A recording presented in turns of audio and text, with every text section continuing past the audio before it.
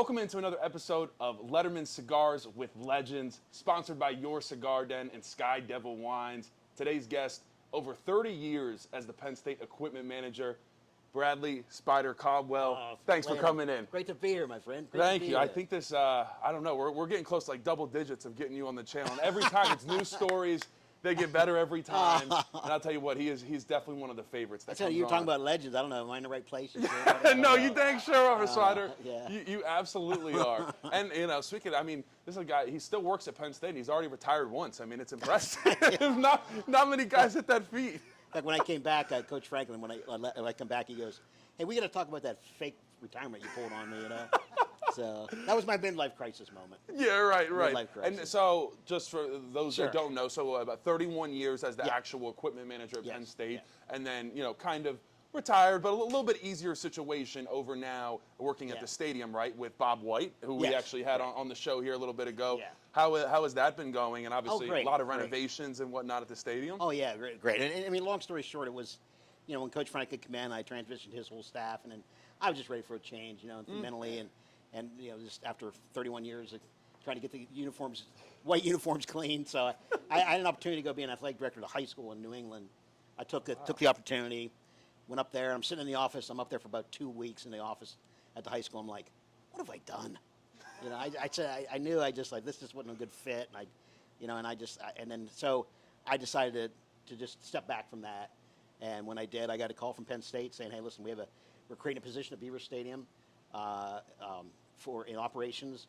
And it's kind of to help Bobby White, who is in charge of our suite and club seats, and take care of the other events that are in the stadium. Because there's 4 areas of the stadium that we rent out in the off season for other events. So we needed help, and we thought of you and right away if you'd be interested. And I'm like, my resume's in the mail. So I literally was only gone 6 months. So I came back, and it's been great. It's a great fit for me. I miss what I did. I love the equipment room. I love the interaction with the players, my student managers. But it's a good fit because I'm still connected, but I don't have the day-to-day grind of it. And a lot of work. And it's tough. Especially now when I see what those guys have to go through and everything. It's just there's so much involved now from and the staff's 3 times the size, and I can't imagine it. So I'm in a good place, and it's fun. It's been really fun and interesting watching being there. I've been in this role now 10 years, and was doing the different events, and I get a chance to be more engaged with the alumni groups and groups on campus, doing different banquets and socials and stuff like that, and alumni groups that rent out to stadium as well. So, which has been a lot of fun. But now with the renovations, it's just like it's the last couple. Last year started. It's been challenging with the event end of it because we can't do as much because some of the areas are closed down, or there'll be times where we get a call, hey, don't come in tomorrow. There's no water, or hey, we got a power outage in the afternoon, so there's no power. It's been challenging that way because all the west side also had the mechanical rooms down underneath the west side. Had all of that, all the control centers for all that stuff was there. Oh, so are they redoing all of that? Oh yeah, they're redoing all. Right now, if you're standing at the museum, if you're outside the All Sports Museum, and right to the right of it, there's a fenced-in, it looks like a giant generator kind of machines, couple of machines, whatever. That's actually running our power right now, and water pressures and stuff for the whole south end zone. So that was that was actually a temporary setup for us to be able to function. Wow. Okay. And so you just had the blue-white game, right? Yeah, that was an adventure too. Yeah, I bet. Because there was no one sitting on the west side of the stadium, right? Right. So we had a barricade. We had the upper decks ready to go if we needed to open them up. We wanted to keep people out off the upper south, upper west, or upper north. But yeah, we had the construction guys were in charge of that. They took care of. They actually had people on site too to watch all their gate areas and stuff, and to make sure anybody hopped the fence. So there was all because of OSHA laws and everything. So everything was all. They had pre-planned everything, but it was a lot of work. It was a lot of work preparing for it. I mean, technically, it probably would have been a lot better for us not to do the game, just because of the work that was involved with it, and the money and having to get it all ready, and put them a little behind because almost had to spend a week getting ready for it and securing everything, cleaning it up. Now we're in there. Now they're in there jackhammering again and making a mess. So, but no, it's all good, and I think. I think a lot of people want to come just the curiosity of seeing it. Yes, You know, see what's going on. And even myself, I mean, I go up, I'm up in the upper, go up in upper south, and you look out there and you're like, wow, it looks so different. It's so weird, first off, seeing Jeffrey Field down into it, seeing East Halls, seeing the parking lot from up in the stadium, because it's always blocked, So well, everybody enjoyed the press box demolition that went down. It was actually snowing that day. It was like Incredible. 6 inches of snow, and everybody made it out. Oh, they couldn't believe the people that showed up for that. It was huge. And now we got people, you go to Lion Surplus, you can buy off, different pieces of the stadium. They're selling off seats and whatnot. So it's very interesting to see. But it's pretty Spider, cool. so, over 40 years of service here to Penn State. I want to go back to, I don't even know if I know this. How did you even start out? How'd you get to Penn State? And it's an interesting story. I really can thank my career or my path in life to my 8th grade science teacher. They always talk about how you never know. A lot of teachers in school really are influential a lot of times, and you always reflect back to somebody that in your path that really, got it started. And I really give that credit to my 8th grade science teacher. His name was Mike Keeley. And we became really good friends. We're still friends to this day, very good friends. But just long story short, which it won't be short, but No, never short story. Yeah, sorry, but no, so I was a shy kid. Just to give you a little bit of my background. I mean, I obviously, I'm 5'2". I was born with a scoliosis, severe scoliosis, and I have some ribs missing in my left side. I've got a severe curvature of the spine, 54-degree curvature of the spine. I have only half a shoulder blade on my left side. Wow. I've got, a couple other issues, but but I was always able to move. I've never had a backache. I mean, I'm very fortunate, amazingly. It's better than most of the players. Well, that's me. I've been really fortunate. We got Rogers Alexander's over I can here. move. I mean, there's some restrictions movement-wise, but I can pretty much move and do what, and whatnot. But I had to wear a back brace when I was a child and a kid until I was done. Supposedly my growth plate was done growing, so I had a back brace I wore too, and as I was growing up. But again, 8th grade, I really got into astronomy and really loved science, and my 8th grade science teacher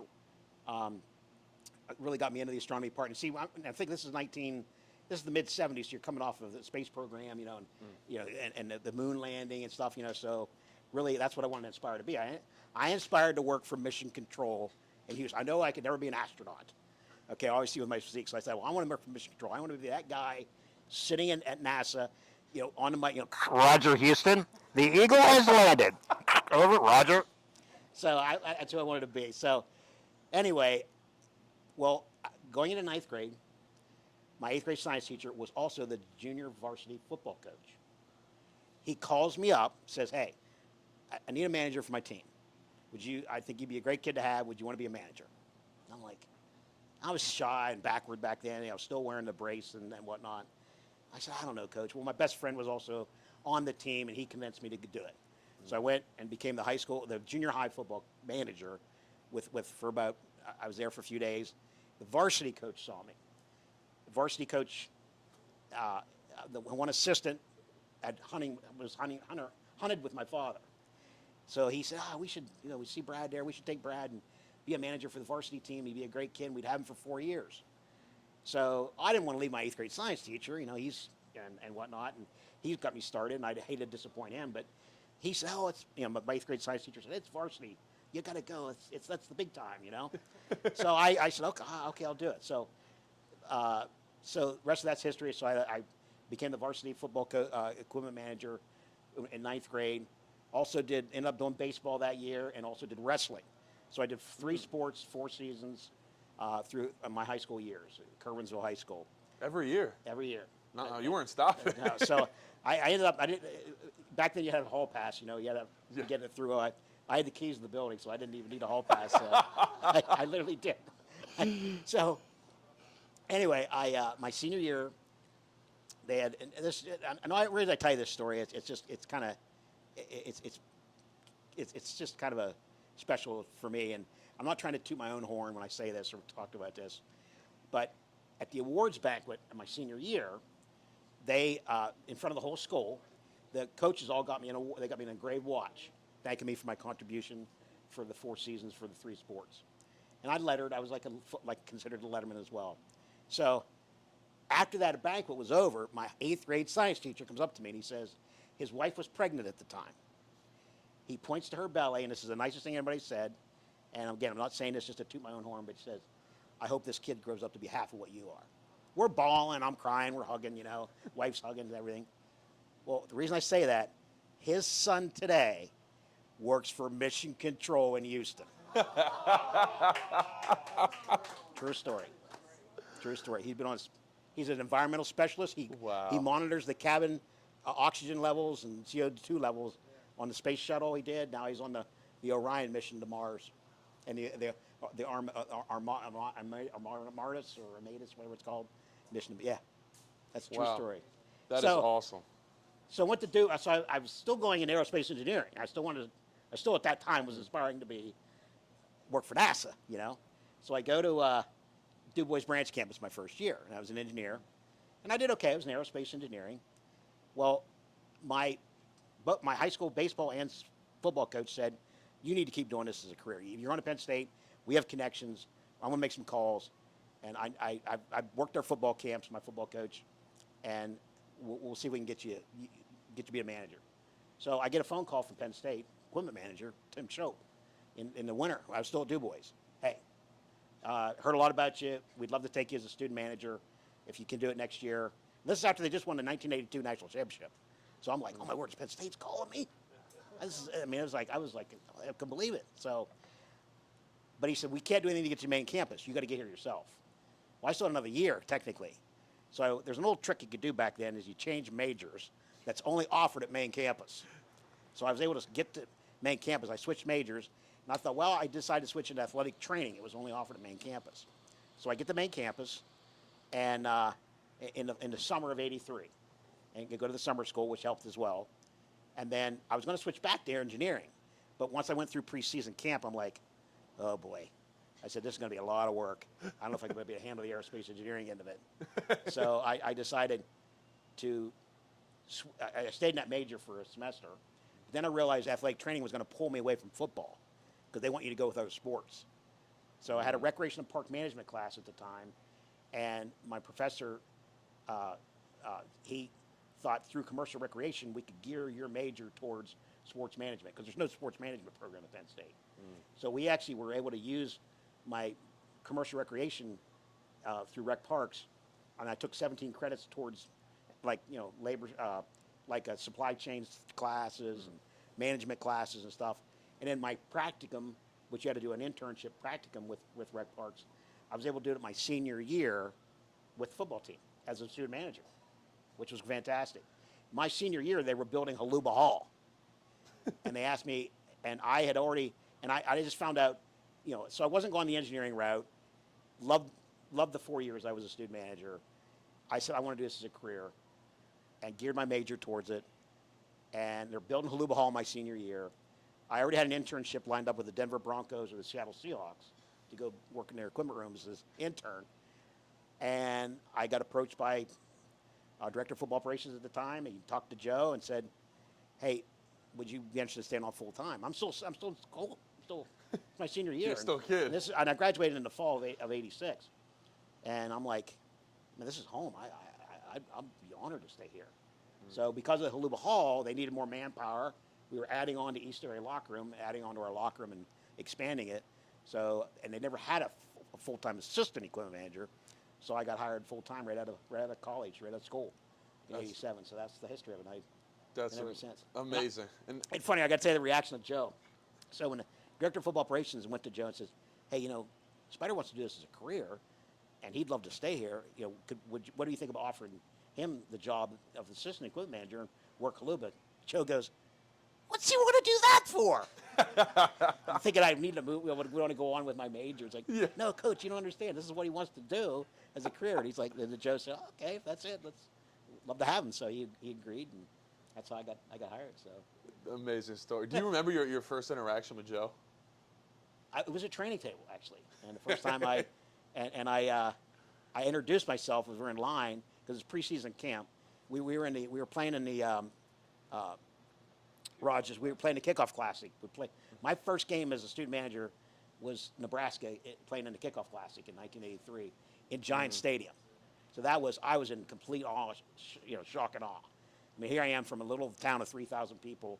I'm in New York City skyline. I'm in Giant Stadium. I can't believe I'm here, But that preseason, we reported early. It was one of the earliest we'd ever reported for preseason. It was like July 30th. Oh. And so we're at camp, and I'm in training table, and I, introduce myself to coach. This is when I was a student. Man, he goes, I've heard all about you. I know who you are. So he probably had no clue. Yeah, right. So to be honest with you, so that's the first time. So, but anyway, so. That is amazing. Yeah. Well, so I'm curious. You talked about how much kind of it was a doozy, that work that you had to do every day, and especially camp. Could you take us through a little bit of let's call it a summer camp schedule? One day, wake up to go to bed. What was the life of Spider Caldwell, the equipment manager? Like in preseason? In preseason. Like alarm goes off, and then what did the day look like? Like even when I was a student manager? Yeah, when you were a student, or when you were head. Whichever. I mean, it was yeah, well, we had, since we're kind of on that manager, when I was back then, we had, we did wake-up call. We would wake up the players. We had this old, Rogers will remember it, but we had this old, it was a blue box. We borrowed it from Rec Hall. It was a homemade buzzer. And what it was, it was a blue box, okay? And it had a alarm, or it had a doorbell button on top of it. It had a Volkswagen Bug horn from a Volkswagen Bug in it. So it's just a blue box, okay? And it had a little battery pack in it that charged the battery, or for the horn. So you'd press the door button, and it was just wah, and it was this loud, obnoxious, annoying buzz. So we go around outside every door, and we would wake these guys up. So that was their wake-up call, the old buzzer, So, but anyway, then you get up and and then you're going, setting up for camp. Then we're out, setting up drills and you gotta basically before every practice we would get the practice schedule from the coaches, and then as a student manager you're assigned to a position. So I was the D line, okay, and you actually, you end up doing setting up all your individual drills for your coach. So then he's, then the first part of practice you're doing your indies work and whatnot, and then every single play at practice is scripted. And what I mean by that, every drill, it's going to be like 10 plays, and it's balls at 1st and 10, the ball on the 32-yard line, 2nd and 3, the ball on the 44-yard line, and then we had guys running chains, okay, and you have guys shagging balls if the ball's overthrown, that he's getting the football and retrieving it. Everything would move fast. I mean, you had your first and second teams going up to the line of scrimmage, break the huddle, boom, go. Then the second team's right behind them, boom, go. So we as managers kept the practice flowing and moving. There's no segmented clock like now the NFL style. Bill O'Brien brought it in. I know Coach Franklin does the same thing. It's all a segmented. There's like 25 different segments of practice. Yep. Ours were there was 8 drills maybe, okay. And Joe was the timekeeper. Joe walked around and he would keep us on line. He'd have a certain tone of the whistle. You'd hear blow, go to the next drill, and then blow, go to the next drill. And he always liked to control it, because if he wanted a drill to go a little longer, he'd let it go, or he'd make up for some time. He'd deduct it from so he controlled the tempo, okay. But scary. I mean, practice was. I always say, you feared Joe at practice, okay, because Joe was one. He said, a perfect practice practice doesn't make perfect. A perfect practice makes perfect. So he wanted every single person doing what they're supposed to do, in harmony, and you had to be on the top of your game. And he would yell at no matter who you were, managers, coaches, trainers, players, obviously. He would be on them. And he always said, I'm doing this to make you better. He said, I want to know who I can trust in the clutch in the fourth quarter when the chips are down. Who can I trust? Okay? So he kept the intensity level up, because he said those 2 hours, I want you to be at how you would handle pressure in a game. Even myself, like one time I remember I was fixing Kyle Brady's helmet. I'm on the offensive field, and the defensive field, we had 2 separate fields. And Joe's in the secondary of the defensive field. I'm fixing, in practice you're kind of more laid back, and, he broke a clip. So I'm fixing this clip and snap, Pretty soon I hear, way off in the distance, "Let's go, Spider! What would you do in a game?" And he like, I didn't have no idea he was even looking. So then I'm like, okay, as fast as I can.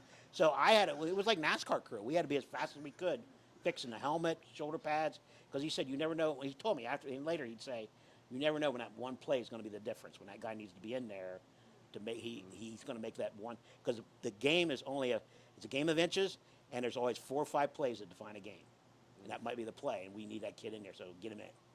So it was it was intense. Well, the first thing that comes to mind with that I know is 1994 at Illinois, and the drive, and it started to rain towards the end of the game, right? Yeah. And so you at the end, you got Bobby Ingram, you got all these guys, and you're having to cut their cleats off, right? We were literally using scissors, because we had behind the bench we had these racks.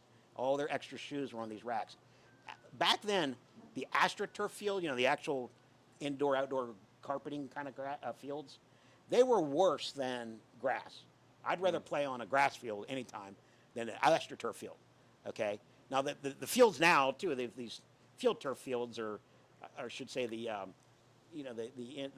ones that have sand and rubber in them, they're more like grass, so it's not as bad. But the old AstroTurf fields, you never know what you're going to get at. Like you go to the link in Philly, that was the hardest rock carpet you get all cut up, and they had seams. I mean, it was like playing on asphalt.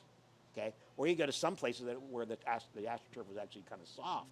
So you took 3 pair of shoes. You took one was called a Mako 150X, which was like a basketball sneaker. You took our waffle shoes, which was like they had like little square nubbies on them. Then you had what we called the Destroyer, and it was a rain shoe that had little rubber points on it that were about a 1/4 inch. So you had all 3 shoes. So I mean, for one game, we had about 300 pair of shoes on the sideline. They're wearing the one set, and the other 2 sets are behind us. So it starts pouring down rain. When we're because we got the ball for that Illinois game. We got the ball on the 4-yard line, 96 yards to go with like 4 minutes left. So everybody, and it hadn't rained the whole game. So everybody wants their rain shoes now, or the Destroyers, or their waffle bottoms. So they're coming off. We're trying to change them as the drive's going on, and we're literally taking scissors and cutting their shoestrings off to get them off faster, because guys' ankles are taped and stuff. So you cut the shoestrings, pull them off, put their other shoe on, go. And we kept doing that, and all the managers were busy doing that. And I remember, like this, Kenny Jackson. He was a wide receiver coach at the time, and he's coming over. He's yelling at me I'm working on a couple linemen getting their shoes off, and then one of their wideouts come off, and he's waiting for his shoes, and he's like, "Don't worry about those guys. Get them one of the wide receivers." And I'm like, "Kenny, if these guys don't block for the quarterback, the wide receiver ain't going to get the ball." And then Joe actually hears this, and he's actually yelling at Kenny, "Hey, calm down. Let him do his job." He's like yelling at Kenny to let me do my job, So anyway, we got, by midfield, we had pretty much the whole starting team offense in their rain shoes. And then, the rest is history. We went down and scored a touchdown. So now you know the truth. Yeah, the real story. Yeah, I know. And it seems like everybody, I mean, we had Keith Goon-Conlon on. He told me that drive. He said, they got out there on the 4-yard line. They all just kind of started laughing, because they just knew they were going to march down, and there was going to be no problem. They were going to end that Illinois game. The confidence of that team was just incredible. Oh, the 90. It's just a shame. They really, really, it's just a shame they got screwed out of the national title. You think, so deserved. I don't mean to pit any teams against each other, but you think that was the most talented team that you've ever seen out there? Me personally, Yeah. I mean, offensively, for sure. Yeah. For sure. That I've ever been part of Penn State. Yeah. I mean, I know, when Trace was here, and we had a great offense there with Barkley and Trace and them guys, but it was just a different era too, and I think so it's hard to compare apples to apples, but for me, the 31 years I was on the sideline, it was a team that we could almost score at will, and we only had 3 sacks all year, 3, and it was like you had the confidence. You knew when we walked out in the field, it wasn't how we're going to score, it was like when and how quickly. They had that confidence. I'll never forget, after the first game of the season, we played Minnesota in the Metrodome, and it was only, we beat them like 56-3, or I forget what the score was. And after the game, we're shaking hands with the team, visiting team, and the other coaches are shaking our coaches' hands, and they're saying, "We knew exactly what you guys were going to run. We couldn't stop it." I mean, that's a great team. That's When you dominance know right that- there. Yeah, when you know you had 11 guys doing exactly what they're supposed to do on every single play to perfection. Those guys were amazing. I went back on YouTube and they have some of the full games up there. I'll just like sit in bed, watch the games. It's a pleasure to watch, man. The only thing I look at those games, I was just watching LeVar in the '99 season, and I'm like, oh, their shoulder pads were so big. I look back and I think, man, if they had the uniforms they had today and the sleek, design of those pads, they could have been so even that much more dominant. How about it, Raj? I just like, oh man. I know. I look at because John Carter's got these massive. shoulder pads that are up to his ears. Oh, I know. What was the deal with that? Yeah. Being someone that's Well, seen just, it all. That was just the style back then. That was like you had you had big neck rolls, and the main thing was covering your AC joint, which is your bone on the out on your out end of your foot. Right. You always made sure the shoulder pads was like about an inch past that, or so, or half inch, covering that joint because you figure But now it's just and they were just so getting out to that point. Then it made the front something's wider. You just didn't have the super custom pad you had that you have now. And then even the technology. I mean, it's just that plain plastic. Now you've got Kevlar and you've got the different foams that are so much more superior than what we had back then.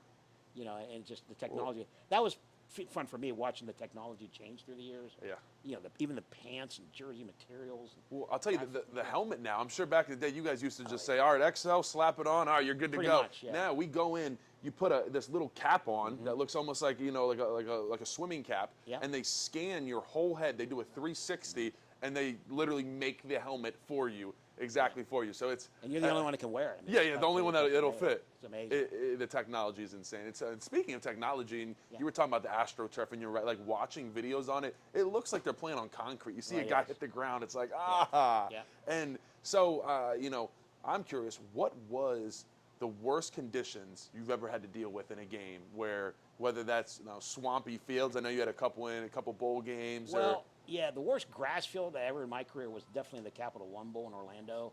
We played LSU in 2010. Okay. Capital One Bowl, and we thank goodness we won. But it was that game. The Florida sports had played all their high school football games on the field, championship games for all the high schools that a couple weeks before that, and they really ripped the field up. So they put a brand new field in, grass field in, before our bowl game. Well, also 3 days before our bowl game was the Champs Bowl was called. Miami was playing Wisconsin. And it was 3 days before our game. So they were the ones that first used the field after it was replaced. Well, when they replaced the field after the high school games, they put sod down, but the sod had no dirt with it at all. It was literally just ryegrass with just barely any dirt holding the roots together. They set that down on the field, watered it for a week, and then they played the Wisconsin game. Now, I got a call after the Wisconsin game from the head equipment manager at Wisconsin, who was a good friend of mine.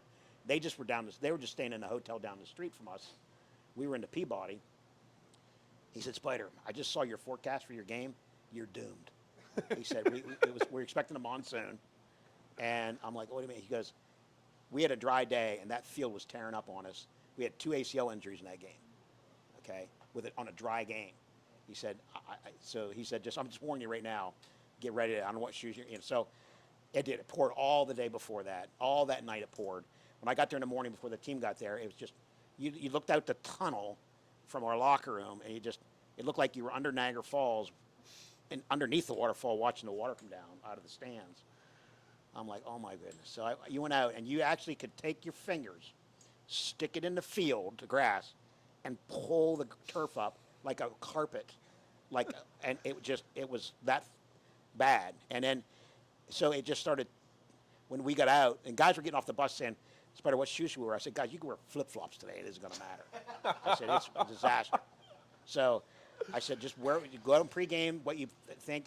I don't think it's going to matter, what you're comfortable in. Because it really wasn't mud. It was just mush. It was just like because even the soccer cleat shoes, the dirt was coming off, but because it's sandy, and so sure enough they go out, and you can just see just rips and tears. And if anybody want to go back, just Google the game and watch 2 minutes of it, and you'll see how bad it was. But they were actually Joe and Les Miles met at the field with the officials, and they brought the athletic directors out, and they had debated about delaying the game or canceling it. and doing it another day. And but both coaches just agreed, hey, we're here, let's do it. We're all at the same conditions for both of us. So we did. So again, thinking as we won. Yeah, right. I'm sure that's probably a stressful bowl game memory for you for sure. But that was. You know, but 30 years of bowl game memories, Spider, and a lot of them, some of them, you know, in Arizona, California, cross country. Joe used to go out even 2 weeks earlier, so we go out about a week earlier to give us a little bit of time. Yeah. And I talk to guys like Rogers and Goon, and they tell me these stories. You know, me, I'm a young buck. I got here in the 2020s, and when we go out, you know, it's a party the first day or two. We have good times. You know, we get to go see the town, and they're saying, yeah, when we got out there, you know, 2 weeks early, we went through like summer camp again. And I'm saying, what? He said, 2-a-days. I'm like, what are you talking about? Like, we barely put the pads on nowadays. I know. So what was that getting to those? I mean, did you have to drive the truck all the way to Arizona and California from State College? Yeah, what we did, now in my day, my 31 years, we've only ever flew our equipment 3 times.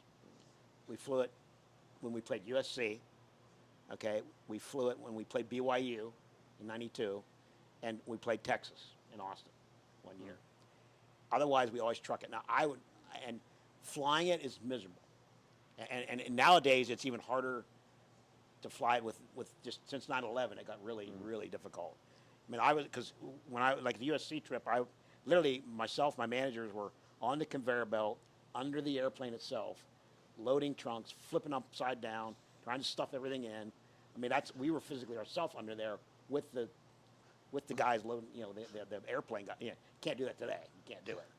So, but then you get there, everything's wrecked, you know, and stuff is just everywhere. In fact, when we got to USC, this was in 91, I think we played USC there, I forget. We get to the Coliseum, you know, so we fly everything out, landed, unloaded onto their truck. So you have different truck drivers you're not used to. And they take it to the Coliseum, unload the stuff there. Well, there was a player bag missing. It was one of our wide receivers, Chip LaBarca. It's like, oh no, there's no bag, nothing, no helmet, nothing. We'll find out later, it was still on the truck in Harrisburg, under a blanket. It fell on top of it. It never got loaded. So we have enough stuff that we take that we can outfit a guy from head to toe with their exact sizes, backup jerseys, shoulder pads, but only a few. You know, we only have like one of every size shoulder pad or a couple of every size helmet. So, and a couple of styles of face masks. But, you know, we couldn't do that if we lost 10 bags. We'd be in trouble. So we got him all outfitted with it. It was no problem. But no. But yeah, I know, you know, and then talking to Ben Herman, you know, the equipment manager now, you know, when they went out, you know, they trucking stuff now. Everything's getting trucked out because, again, it's so miserable to work with the planes and try to get stuff there that they leave. But they have so much backup stuff now, all the sideline stuff, and because of the helmet situation, they have a practice helmet now because it's your custom helmet. So everybody has 2 helmets. In fact, back then it was just one helmet, and you wore the same one for practice. So they can literally fly everything there, or truck everything there, all but their shoulder pads and knee, hip, and thigh, and shoes they want to wear. So they would fly that, but everything else, game-wise, has been trucked out. So yeah, they had a truck leave like Monday night to go to USC last year. But anyway, I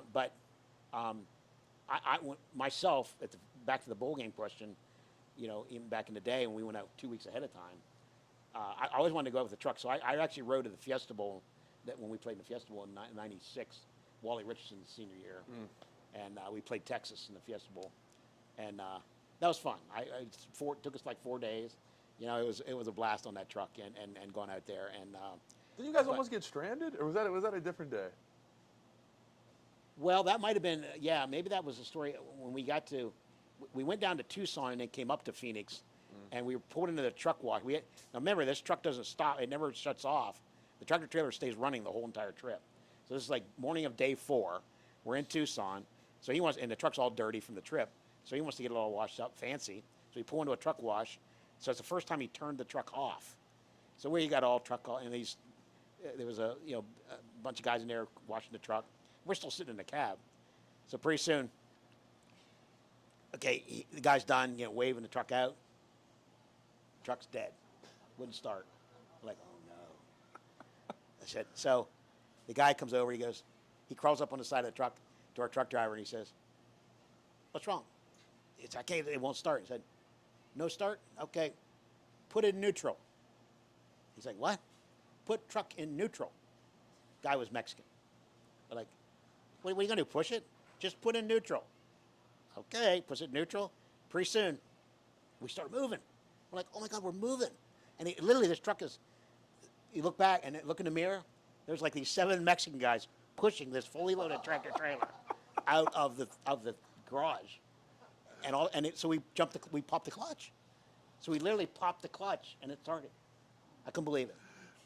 Couldn't believe it. So we're about 2 hours from Phoenix. We ride into Phoenix, get to the Scottsdale Plaza Resort Hotel, and then we went over and unloaded. We practiced at the Mesa Community College, and we unloaded there. And then we go back, and sure enough, he turned the truck off. We had everything unloaded.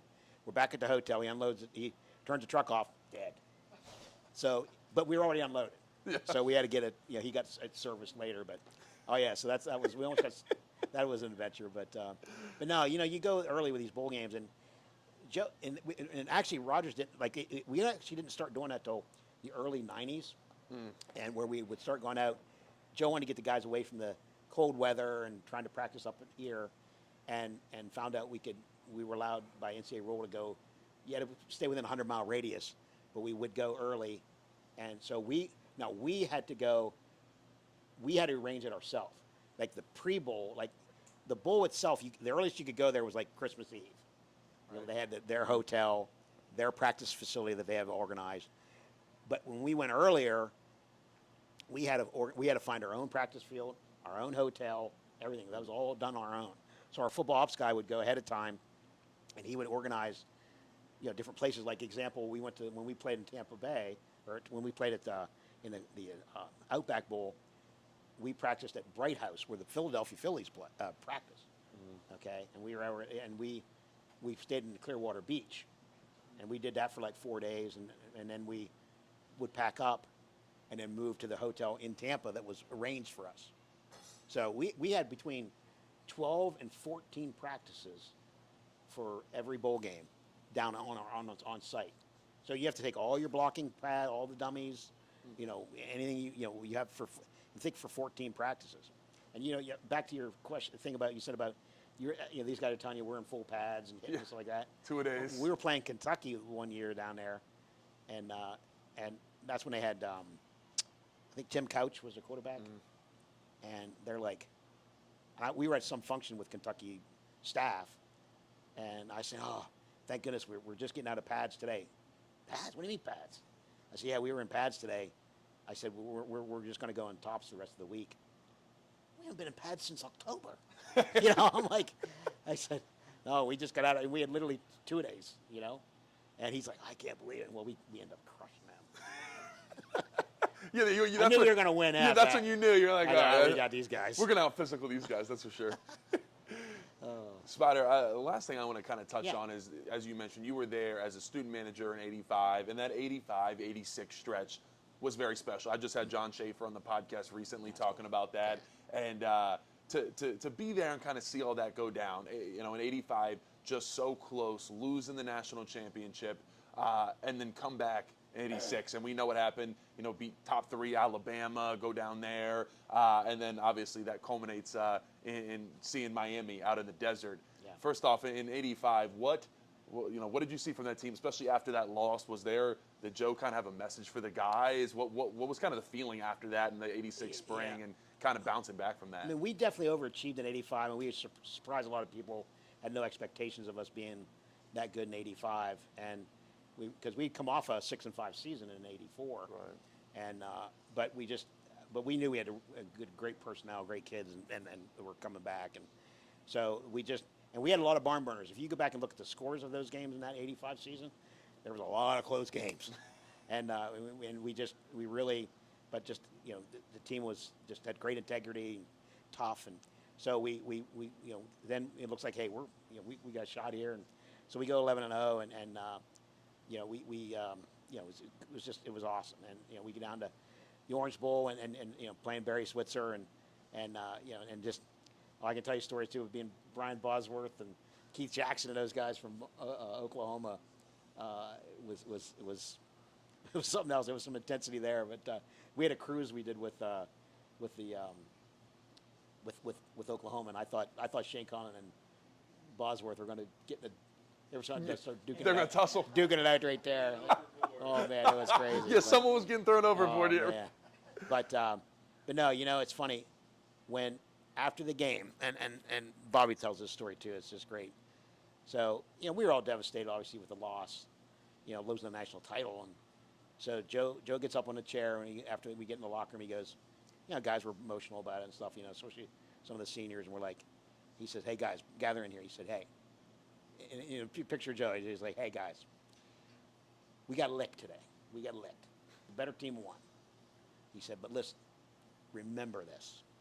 Remember how you feel. Okay? Now you know what it takes to get it done. Okay?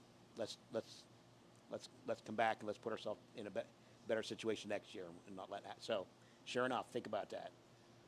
And I never, and honestly, I've never seen a team from that point on. I never saw a team in such a mission the next year to get to win it.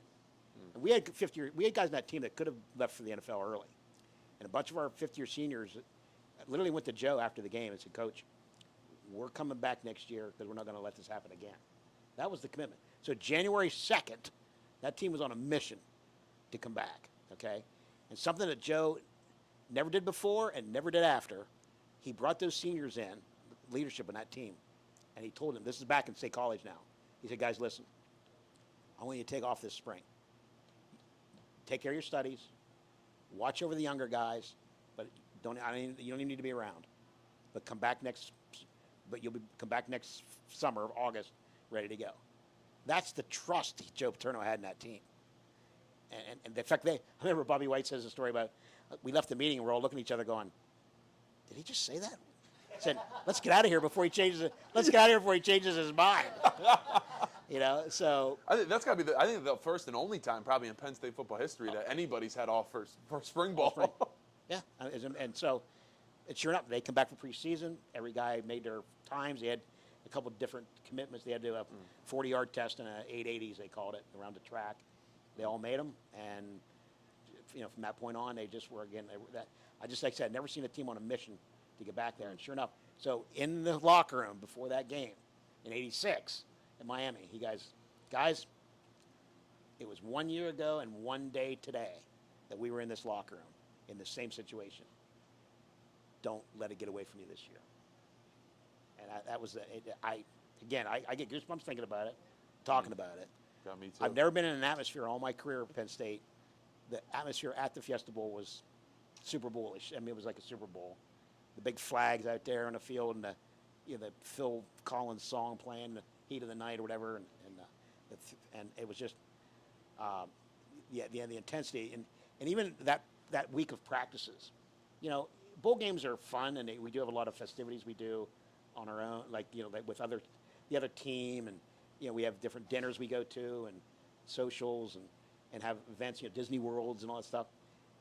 Nobody cared about any of that. We didn't want to go to anything. All they could think about was the game. It was so intense, and the media presence was so enormous that you just wanted to get to the game. I can't remember what we did function-wise hardly.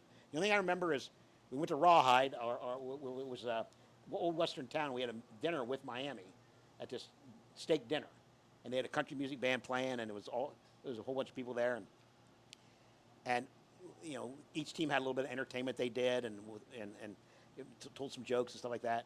Well, then Miami, Bernie Blaze, Alonzo Highsmith, Michael Irvin all get up on the stage, and they would get ready to do their version of their entertainment. And they said, did the Japanese sit down with the Americans in World War II in Pearl Harbor? And the whole Miami team goes, no. Well, neither will we. And they all walked out. Right in the middle of their dinner, they left, got in the bus and left. I'll never forget John Bruno, may his soul rest in peace, our punter, John Bruno. It really could have been the MVP of that game. He gets on the microphone, he goes, as they're walking out, he goes, excuse me, didn't the Japanese lose World War II? Seriously, it was hilarious. Classic. Yeah, they got off the plane in the army fatigues, right? And we're in suits. They get off in suits, and they had army fatigues on when they got off the plane. And then we went to that same. I told you we have different functions. We had a dinner that it was a black tie dinner Everybody's in suit and ties or black ties. 4,000 people were at this dinner, and it was the MC of the parade and the MC of the dinner was Chuck Yeager, the test pilot.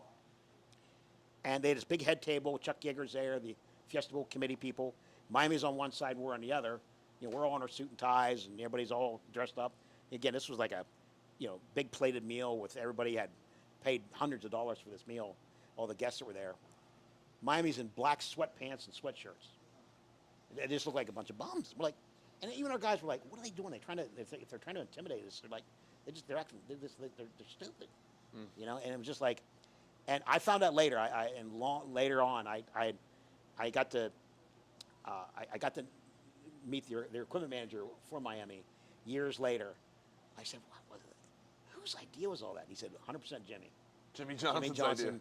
His whole idea was to do that. That's on par for Jimmy Johnson. He wanted to intimidate the guys, but you know what's funny? On one time I was watching, and Bobby White remembers this too. I was watching Fox Sports, the morning show on NBC or on Fox, and this is a few years ago, and Jimmy's a commentator there, or whatever, and they asked him out of the blue, what's some of your best games and what's some of your worst game that you gotta remember in your memory? And shockingly, he said, the one game that still sits in my craw was that loss to Penn State for the national title in the Fiesta Bowl. And he said it, that was an NFL thing. They thought he was going to say something about with the Cowboys. Yeah. But he remembered that Penn State game. He said that has bothered him to this day. So good for him. I love it. I said that was the final one, real quick, Spider. Yeah. It's my favorite. I was going to ask you your favorite Joe Paterno story, and I have to kind of interject here because I think I've heard you say this one in private before, but I'm sure you'd love to share it. Tony Sacca at Syracuse in the Dome. Can you walk me through that one? So this is 1989. We're at Syracuse, and we're in field goal range, but it was right before halftime. But we had enough time on the clock to do one more play. So we were just going to throw this little 5-yard hitch to the tight end to get 5 yards closer to make it a short kick. So pretty soon, Tony takes the ball, goes back. He throws this pass. It's a wobbly pass, duck pass, intercepted. So the clock runs out, and so we didn't get any points. So I'm already in the locker room at the time, getting ready for the team to come in. I have the doors open. So Joe's just screaming at Sacca coming off the field. "Why did you throw that ball, Sacca?" He says, "Well, Coach, the football was wet." So in comes Joe into the locker room. He sees me at the back of the locker room. Beelines right towards me. I didn't know this happened. And he's like, "Spider, why is the footballs wet?" And I have no, what do you mean wet? And then he asked me, "Who's running the footballs?" "Who's running the footballs?" I'm like, "Well, the Syracuse managers are running footballs." "What do you mean the Syracuse managers are running the footballs?" I'm like, "Well, Coach, when we go to an away game," I was trying to explain to him, "they run your footballs for you. When they come to Beaver Stadium, we run theirs. It's just something you do, if they don't have to think of any guys." He's like, "You get somebody on those balls right now." He's like screaming at me. So he storms back out the locker room. The team by now is all in, sitting down on their to make their halftime adjustments. In it's total silence. Joe crashes out, goes through the door. Pretty soon, one of the coaches says, "Football wet. How can the football be wet when we're playing inside the carrier dome?" Tony Sacca is over in his locker, like literally shrinking down like this. And I'm like, "I'm going to kill you, you son of a bitch. You threw me under the bus." That's one of my favorites. It's Gotta love Tony Sacca. He did. Spider, thank you so much for coming in. I really that's appreciate my it. It's pleasure. always great to have you on the channel. A special thank you again to Your Cigar Den out here on Colonnade Boulevard and downtown. So go check that out, where we have our Letterman edition cigars. So come check that out. And then obviously thank you again to Sky Devil Wines as well for sponsoring the video. And Spider, special thank you to you. Appreciate you having You're me. welcome, buddy. My pleasure. Thank you so much. My pleasure. Thanks, everybody.